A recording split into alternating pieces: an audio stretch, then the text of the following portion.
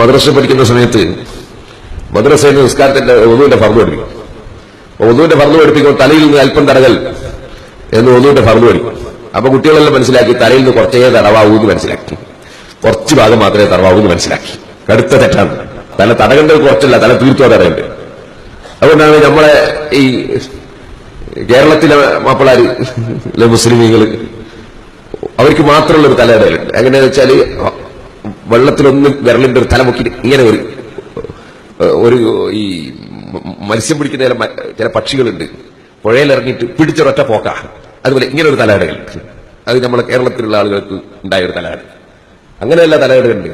തലകണ്ട് നബി സല്ലല്ലാഹു അലൈഹി വസല്ലം തങ്ങൾ തടിയുമില്ല തലയുണ്ട്. നബി സല്ലല്ലാഹു അലൈഹി വസല്ലം തങ്ങൾ തലയിടുക എങ്ങനെ? നബി സല്ലല്ലാഹു അലൈഹി വസല്ലം തലയിടുന്നത് ഇങ്ങനെ ഇവിടെ ഇങ്ങനെ വിരല് തള്ള വിരൽ ഇവിടെ വെച്ചിട്ട് ഇങ്ങനെ അങ്ങോളം കൊണ്ടുപോയിട്ട് ഇങ്ങോട്ട് കൊണ്ടുവരില്ല. തല തീർത്തും തടകിയിട്ടുണ്ട്. അപ്പൊ തല തീർത്തും തടവ്